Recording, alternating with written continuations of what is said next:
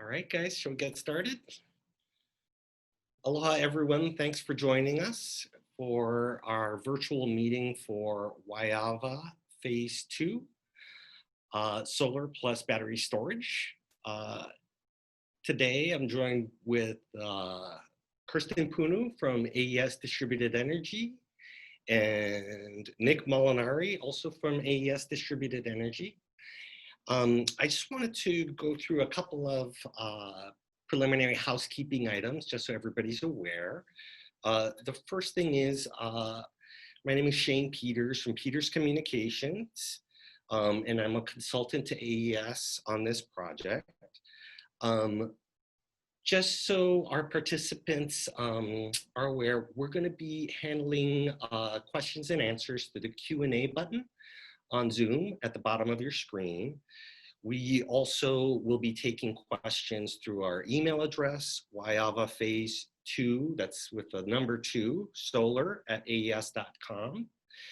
And we will be broadcasting this on Facebook and recording this and then uploading this presentation onto YouTube after we're done. And we're happy to send those links out to anybody who's interested in monitoring at a later date.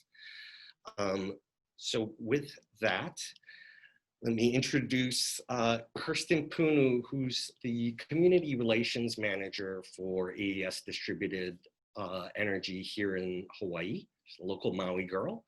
And with that, Kirsten. Aloha, everyone. Good evening. Thank you all for joining us tonight and taking the time to learn about this really exciting project and to provide your feedback. We're looking forward to our conversation this evening. We are obviously, we would rather have been presenting to you in person, and as a result of the unprecedented times that we're in now, we are joining you virtually, and we thank you very, very much for making these accommodations. As Shane mentioned, I'm a community relations specialist for AES Distributed Energy for their solar and battery storage projects here in Hawaii.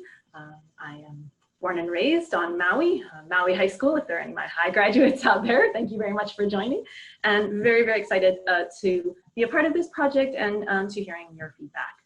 I'll turn it over to Nick now for an introduction. Nick? Sure. Hi, everyone. My name is Nick Molinari. I'm the Project Development Manager with AES Distributed Energy. I manage our the development of our portfolio of solar plus storage across the Hawaiian Islands. Just want to thank everyone for the opportunity to come here tonight in these this unusual format. Appreciate you guys all taking some time out to talk with us a little bit about the project, and hopefully we get to meet when it's safe to do so, hopefully soon. Thanks. Thank you very much. We also have our colleague Rebecca here, and she will be moderating our question and answer period. I am going to go ahead and share my screen. Okay. So again, thank you very much for joining tonight. I'll start off by giving you a brief overview of AES Distributed Energy, who we are and our history in Hawaii. So AESDE is an experienced solar and storage developer in the Hawaiian Islands. We have projects in operation on Kauai, including the 28 megawatt solar plus battery energy storage system, or BESS, on Kauai at Lauai. We also have several projects in operations on Maui and Oahu. Additionally, we have over 100 megawatts in development on Maui, Oahu, and on the Big Island that were awarded by Hawaiian Electric Company in their Phase 1 request for proposal process. And we were recently very proud to be awarded 2 projects in Hawaiian Electric Company's Phase 2 award. The project we're here to speak to you tonight about, the Waiawa Phase 2 Solar plus Storage Project, and Mountain View Solar Project in West Oahu. So I'll take you for a little virtual tour to orient you to the site. Here it depicted is an area map. The project is located in central Oahu, and the limits of the solar will be within the green area depicted on all of the maps. So zooming in, bird's eye view to the H2 freeway looking north, again, you can see across the gulch on the Mauka side, the green outline of the limits of the solar project. This is a bird's eye view. In the distance, you can see Costco as well as the Mililani Cemetery. Zooming in on the H2 freeway Kauka Boulevard interchange, again, across the gulch, you can see the beginning of the solar project. This is a bird's eye view. Costco and the Laniakea Plaza here in the foreground, and you can see the limits of the solar project in the distance. You can also see the Waiawa Penitentiary in the far distance across the gulch. And this is zooming in a little bit more, still a bird's eye view, but more towards street level. You can see the gulch and the existing vegetation there and the solar project in the distance. So AES Distributed Energy was awarded, this project was selected by Hawaiian Electric Company to develop and operate a 30 megawatt AC solar photovoltaic system combined with a 240 megawatt hour battery energy storage system, or BESS. It is important to note the size and duration of the battery for this project. The battery combined with the solar allows Hawaiian Electric Company to draw upon the power when it's needed most and provide benefits to the island-wide grid. So the site will utilize up to 387 acres of land and will be leased via long-term agreement with the current landowner, Kamehameha Schools. We are currently in the process of negotiating a power purchase agreement with Hawaiian Electric Company, which will ultimately be submitted to the Hawaii Public Utilities Commission for approval. At the end of the 20-year lifespan, the terms of the project include decommissioning and return of the project area to its existing condition or comparable. So some of you may be familiar, this site is the site of the former Waiawa by Gentry Master Plan Development Community.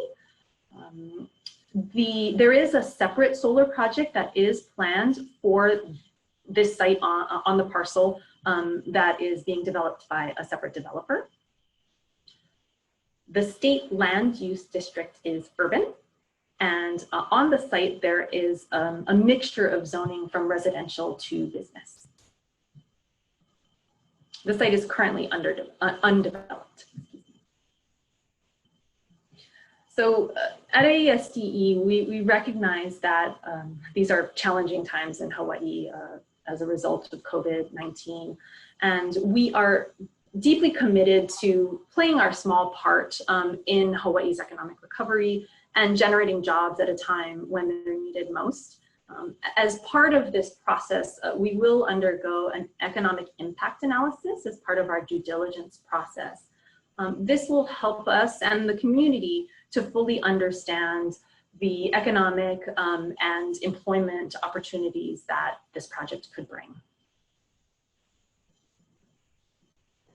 In addition to the economic benefits, there are many environmental benefits from renewable energy projects, namely locally produced renewable energy and a clean, reliable source of power for upwards of 18,000 Hawaii homes.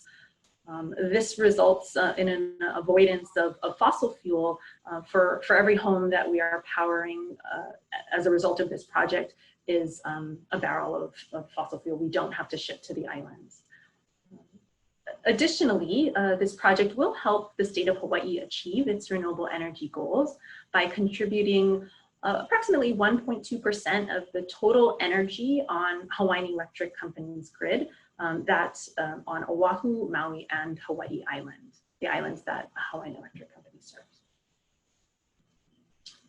So I'll turn it over to Nick now to go over some of the technical details of the project. Great, thanks, Kirsten. Again, aloha everyone, Nick Molinari, Project Development Manager. Before we talk about the design and some of the specifics of the technology, I just want to emphasize that we're super early in the design process. So this is our conceptual site map, and I'm going to talk a little bit later about, you know, the due diligence and the studies and, you know, your feedback, and, you know, ultimately all of that has to, you know, come together to inform the development of our design.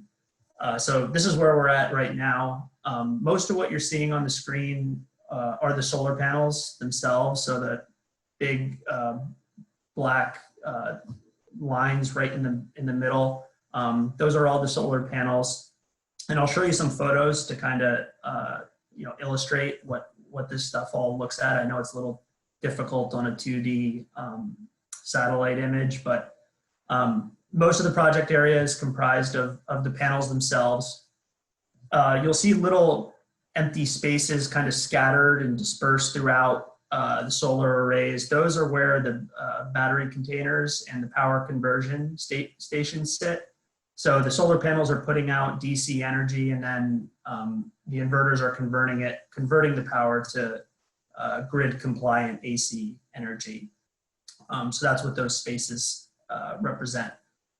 And then additionally, we have a new project substation, which is planned, that will ultimately step the power up to the higher voltage so that it can connect into the Hawaiian Electric grid. One of the reasons why this site was chosen was because of its proximity to the existing Hawaiian Electric transmission lines.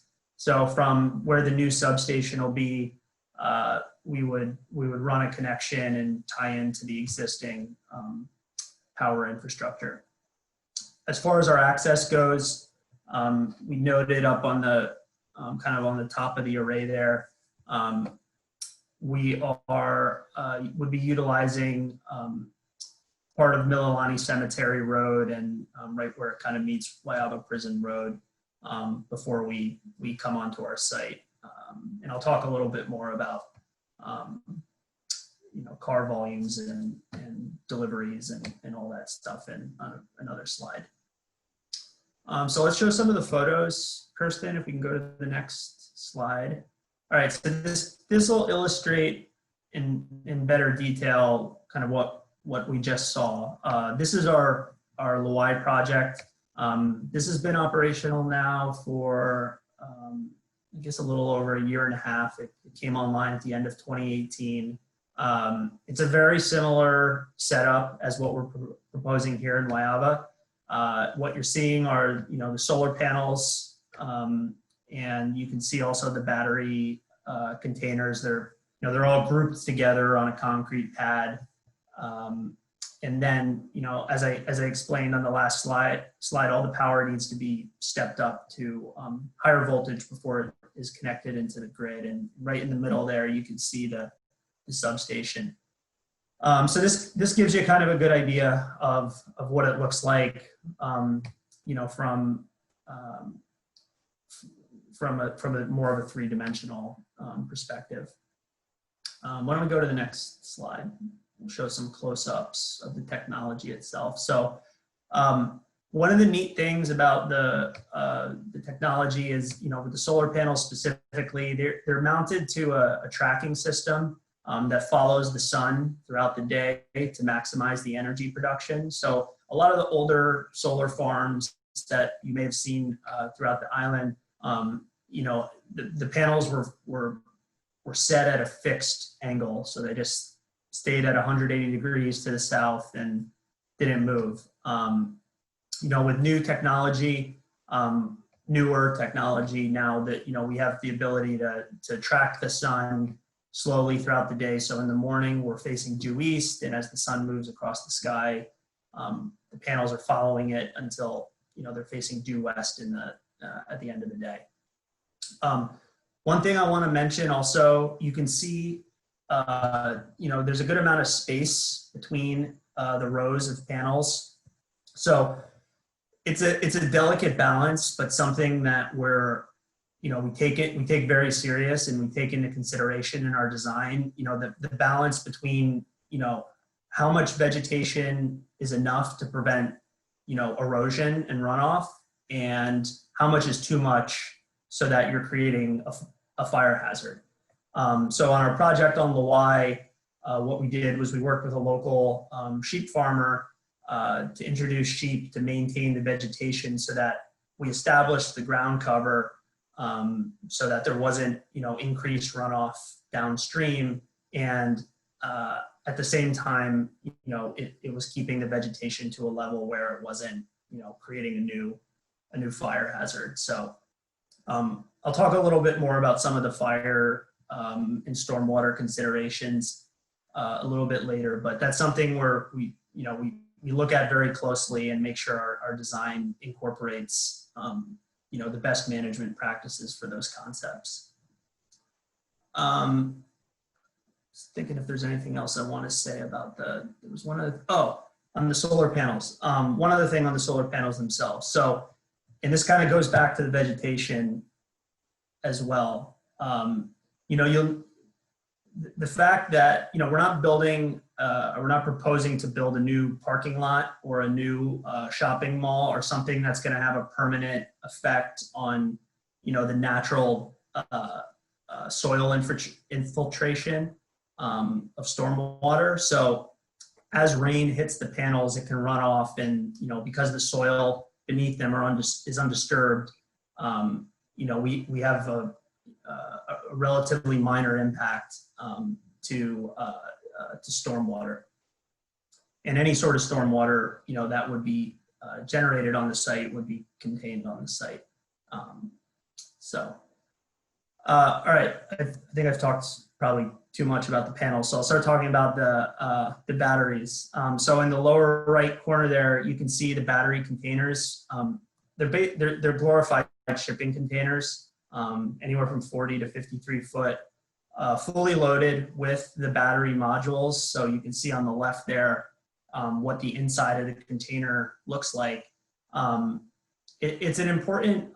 There's a lot of things we could spend probably the whole hour just talking about the batteries, but I'm just touch on a couple key things. So with the modular design, it enables us to, in the event that an individual battery goes bad or an individual battery goes down, it doesn't require us to dispose of the entire container. We can safely disconnect it, and trained personnel can go in, open it up, take out the one or two individual components that aren't performing, and it's just good from an environmental perspective. It's not like you have to recycle an entire 53-foot container anytime an individual cell is not cooperating. Some of the other key points about the batteries, these systems have built-in controls, advanced level controls, a built-in HVAC and temperature control system, and then a built-in fire suppression system as well. So in the event of some sort of heat event, it would be contained within the unit itself. One other thing on the overall design, the containers are grouped together. So on the concepts that we showed, it's a group of 4 battery containers, and they're set on a concrete pad, which is pretty standard. And then additionally, there's a non-vegetated. We require that a non-vegetated fire break is built around the pad.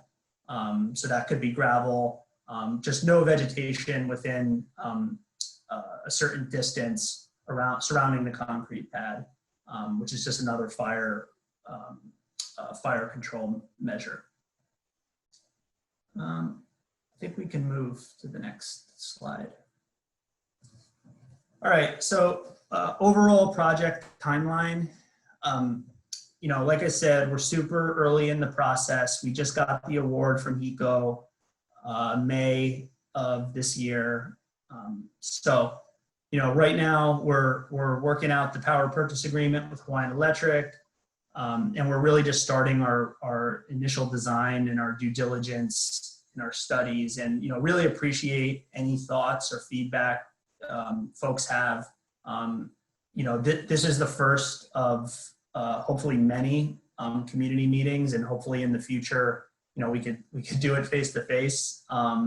But either way, like, the dialogue starts now and will continue, so that we can make sure we're developing this project in a responsible fashion.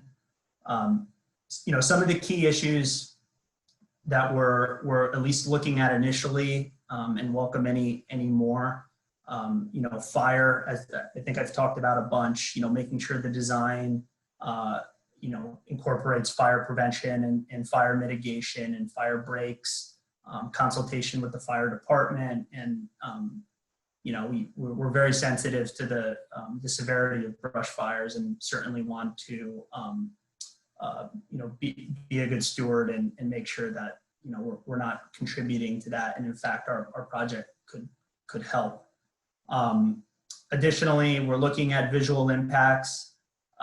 You know, since it's so early, we don't have renderings available yet, but one of the first things we're starting to do is look at the overall vicinity of the project area, and, you know, from key viewpoints, the H2, all around the project area, just kind of prepare some visual renderings for, so we can determine, and everyone can, you know, we can be transparent on what it might look like once it's built. That said, you know, our goal is always to design to minimize visual impacts to the extent possible. We don't want anyone looking at it if possible, and we want to use the least amount of land as possible. So the most energy we can get from the least amount of land and with the least amount of visual impact to the surrounding community is what's important. And, you know, we're starting those studies now. As part of that too, we look at glint and glare. You know, with tracking systems, it's less of a consideration than with the old-fashioned fixed tilt systems where you're just set at one angle. But it's still a study that we need to do to make sure that we won't be creating any glare, either to commuters or to air traffic. And, you know, we would design the project so that, you know, there wasn't, you know, creating any unsafe glare or glint. The third, everybody's favorite topic, traffic. How could I forget traffic? So we don't, so we're gonna do a traffic impact analysis, you know, as one of our first due diligence steps. I think what's important to understand is that, you know, the project, you know, has a construction period, right? Where you have workers coming to the site, you have deliveries, it's for a set period of time. And, you know, once we get the analysis, we'll know what, if any, impact there would be to the traffic patterns in the area. I think the good news is that, you know, we're on the Mauka side, we're away from the other developments. Once the system's built, the operation really requires minimal traffic, you know, a handful of vehicles on a daily basis to provide maintenance. And ultimately, like, for that construction period, we would look to develop a management plan so that we were providing, you know, best management practices, you know, keeping deliveries outside of the peak rush hour. We don't want to, you know, cause a backup of solar panel deliveries, you know, right at the morning rush hour. So things like that, we're going to look at and make sure that, you know, if any impact, it would be minimized to the extent possible for the construction period. So over, you know, really over the next year, year and a half, is really when we're going to focus on the design and the due diligence and the studies and the community engagement. And, and making sure we're putting this project together responsibly. We're looking to break ground in 2022 after we've secured all the applicable permits, and we're looking at commercial operation in 2023. And then the project has a 20-year agreement to deliver power. And so at the end of that 20-year period, the project would be decommissioned. The components would be recycled in accordance with the best practices in the law at that time. And the land would be returned to at or near existing condition.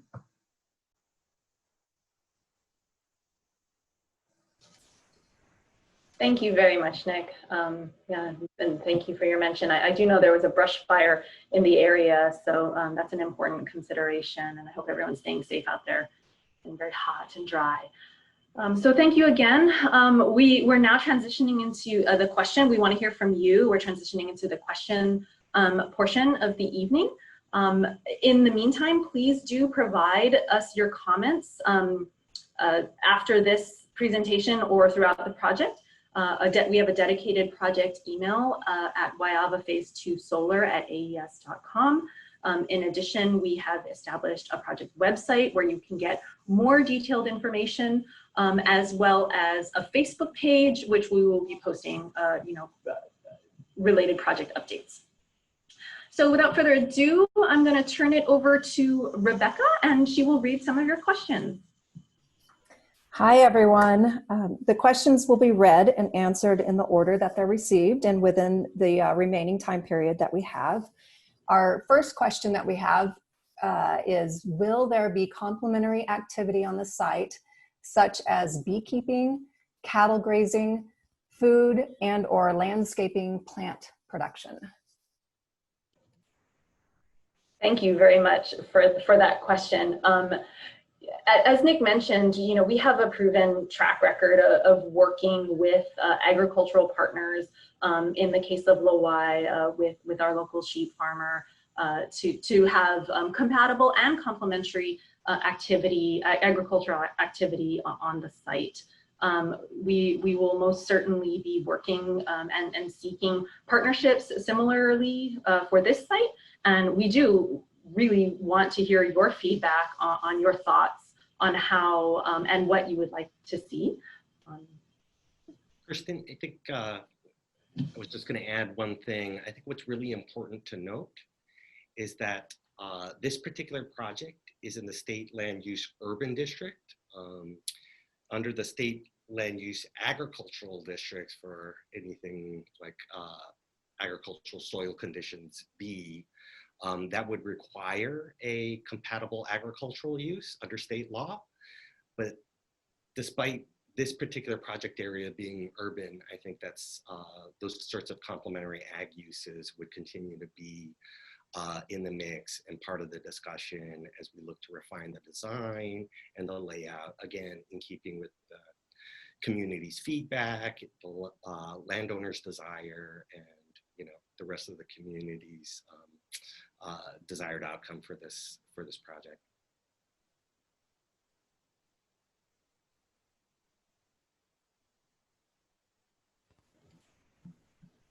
Thank you, Shane. Kirsten, do you have anything to add? No, thank you. I will move on to the next question then. Thank you. So our next question, in terms of the concrete pads, would you consider environmentally friendly concrete options such as 1, permeable concrete to allow rainwater to pass through the groundwater, ground below, reduce water runoff and return the water to underground aquifers? Or number 2, carbon sequestration concrete to inject CO2 into the concrete when it's been being mixed, sequestering the carbon when the concrete hardens.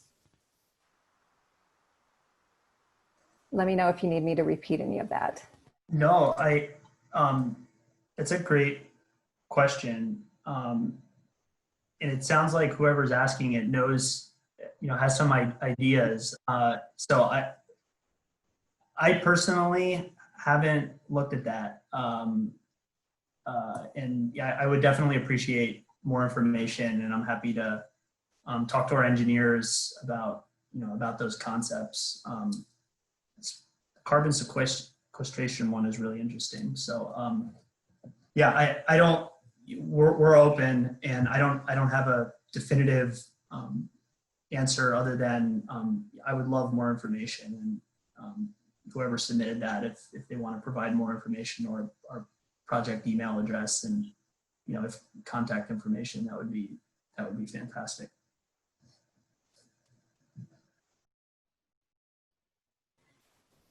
All right, our next question is, will the workforce for the project be paid the Hawaii prevailing wages?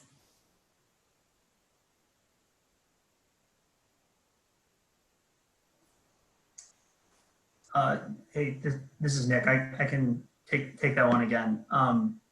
Sorry, I have a habit of hogging the microphone, so feel free to cut me off, Shane or Kirsten, if I'm speaking too much. But our intent is to work with the local labor force as much as possible. We have a number of strong local relationships and relationships with local contractors. We don't hire labor directly, so we're not hiring the equipment operators or the electricians ourselves, but we're working with subcontractors. Most or all of whom are based on in state, and our intent would be to work with them on making sure the labor force is local.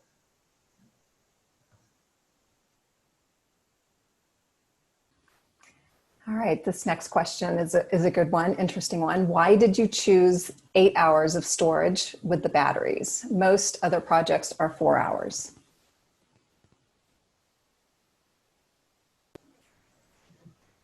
Go ahead, Kirsten. Yeah, I can maybe take. I love batteries, so this is a great question. Thank you. The answer is there were several options that we put forward, and Hawai'i Electric Company selected the longer duration batteries, and we're very happy for that. Again, the batteries have tremendous benefits to providing benefits to the electric utility grid, and so yeah, we're very proud of this project and that selection.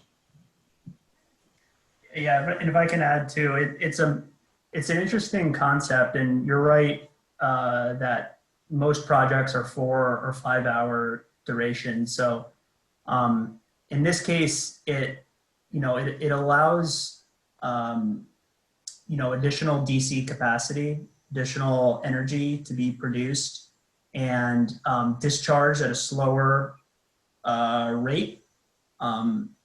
So it helps in frequency or grid fluctuations, and at the same time, it's also good for the batteries too. It extends the lifetime, of the batteries themselves, because they're not, being filled and discharged in full as frequently. So it's an interesting concept, and one that we think is a bit innovative, and we're looking forward to deploying. And we think it has benefits not only to our technology, but also to the grid.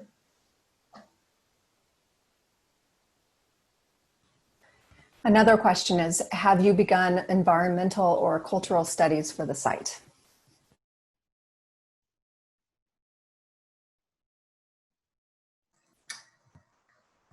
Sure. We will be, we are actually just starting so we've done preliminary due diligence on the archaeological and cultural components, and we're in the process of starting a full review. I believe that an AIS had been done at one point in time, but I'm not sure what, if any, portion of our project area it covers. So everything's in the process of getting kicked off and being updated. Yeah, I think I can add to that, Nick, to your point. This particular project site was previously proposed for development under Waiawa by Gentry, and as such, they had done a number of consultant studies, including AIS, CIAs, cultural impact assessments. I think what's really important to understand is that for AES distributed energy, they're fully committed. Those studies are probably fairly stale by now, and I think AES distributed energy rightfully thinks that it's important to update those studies or actually conduct them anew to ensure that it's reflecting sort of the latest current conditions as much as possible. Absolutely, thank you, Shane. And for more information, please do check back to our project website where we will be providing updates. Question: what are your community benefits? No, but I can. Oh, good. I thought you'd want to answer that. Sorry about that. No, thank you. Thank you very much. Great, really great question. So we at AES don't come into a process or a project with prescribed community benefits. And we're really excited to be kickstarting the community engagement for this project and our other projects early in the process. We would really love to hear from you and this particular community with regard to the potential benefits here, in addition, obviously, to the benefits that we've described for the project as a whole. But we believe in co-creation. So, by all means, please use all of the listed feedback mechanisms that we've provided. And we do look forward to hearing from you. Yeah, I think what's sort of to piggyback on Kirsten's comment, I think what's really important, at least from AES Distributed Energy's perspective, is that they recognize that each community where a project is located is unique, with its own specific issues and challenges that they want addressed. And far be it for AES DE to prescribe what those benefits would look like. And it's far more important for the community to drive those outcomes for a given project like this. And so to Kirsten's point, it's really important for us to hear from you as a community what you'd like to see.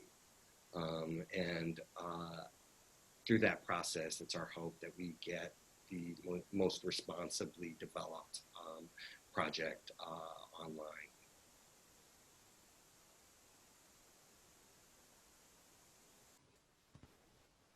Okay, thank you. Our next question is, you mentioned another project on this site.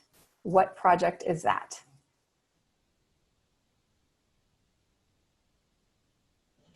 Yep, I can take that. So as part of Hawai'i Electric Company's phase 1 request for proposals, Clearway Energy has a proposed project on the same on the site in a separate area.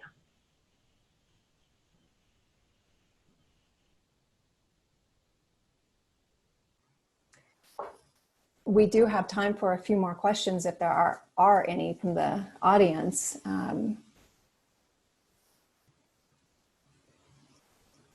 Otherwise, I will hand it back to the team.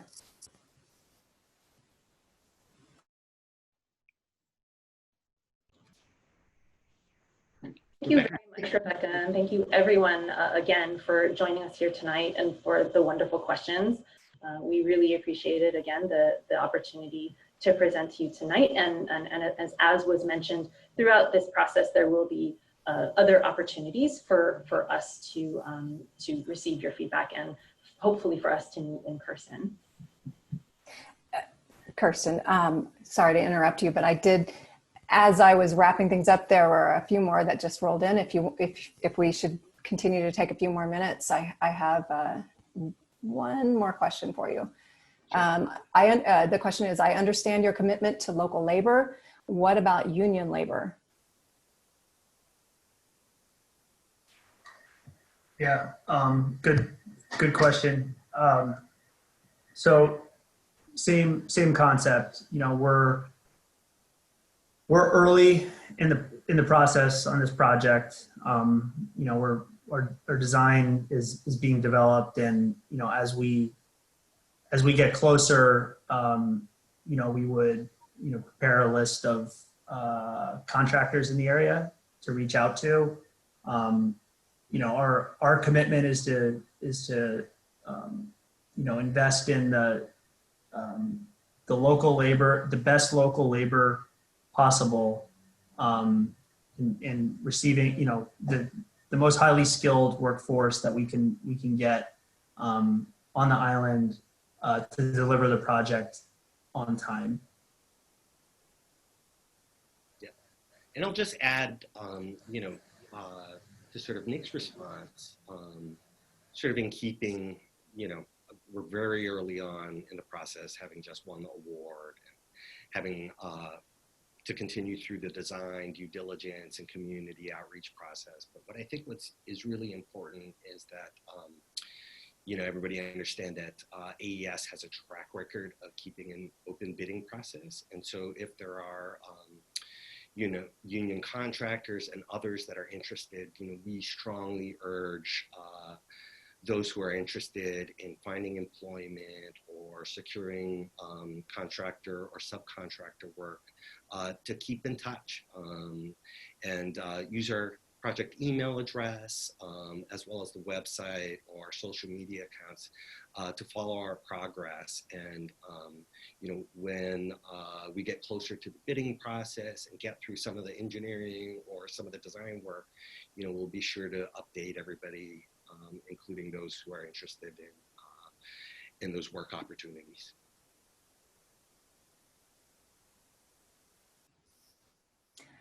We have another question, and this is, I think this is a two-part question. It came in two parts, but I believe it's one entire question. So my apologies if I misinterpret that, but I will read it as one question. And it is, I have concerns regarding the visual impact from the YPO Gentry subdivision across H2. Will there be any mitigation to minimize visual impact?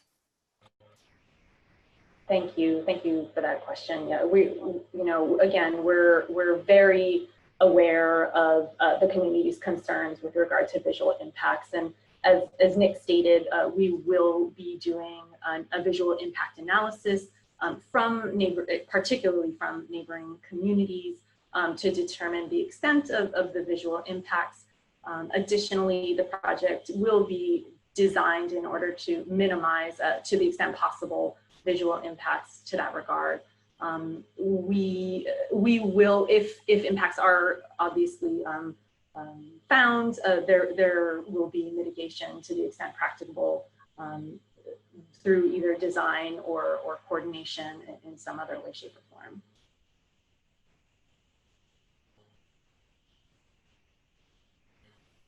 Thank you, Kirsten.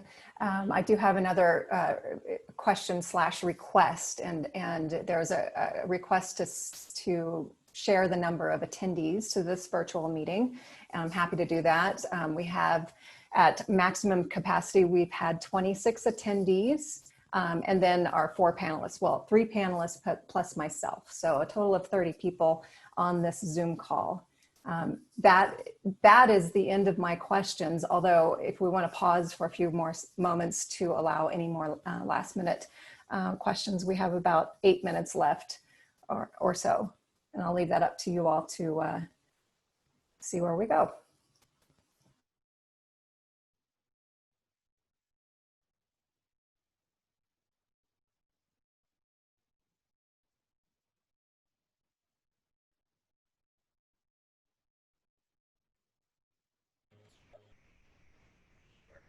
Doesn't look like. Okay.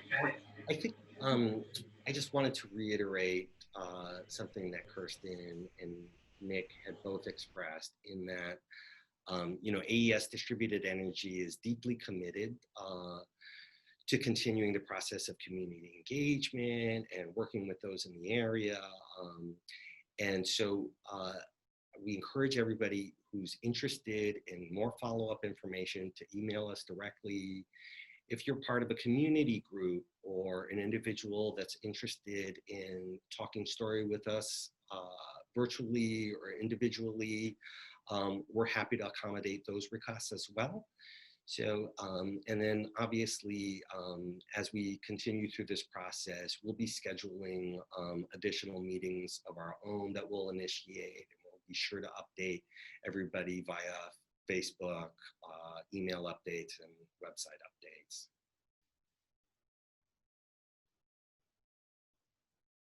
Kirsten, you want to say a few closing remarks for us? Sure, absolutely. Again, I thank everyone. We thank everyone for joining us and for being so flexible in these times.